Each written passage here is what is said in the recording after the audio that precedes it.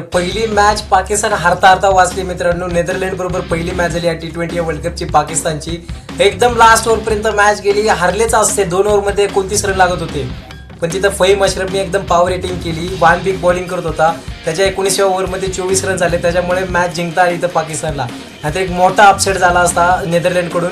तर एकदम जबरदस्त मॅच झाली मित्रांनो. पहिली बॅटिंग करताना नेदरलँडने 148 रन केले. असं वाटतं 160-170 पर्यंत जाईल, पण तेवढे करता आले नाही. पण ज्यावेळेस फिल्डिंगला आले एकदम जबरदस्त बॉलिंग केली. फिल्डिंग असेल एकदम जबरदस्त केली.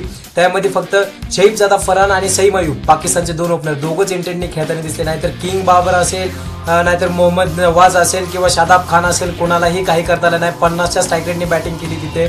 तर एकदम जबरदस्त एंडपर्यंत मॅच घेऊन गेली मित्रांनो. त्याच्यामध्ये ओ डाऊटने कॅच सुटला मित्रांनो फहीम अशरफचा. तो जर कॅच पकडला असता ना, आज पाकिस्तानी मॅच हरत होती. तर एवढी जबरदस्त मॅच झाली मित्रांनो. नेदरलँडसाठी थोडं वाईट वाटतंय. आज खूप मोठा चान्स होता त्यांच्याकडे पाकिस्तानला हरवायचा. फक्त थोड्याशा चुकीमुळे एक कॅच सुटला मित्रांनो. नक्कीच तो कॅच नेदरलँडला मॅच जिंकून देणार होता.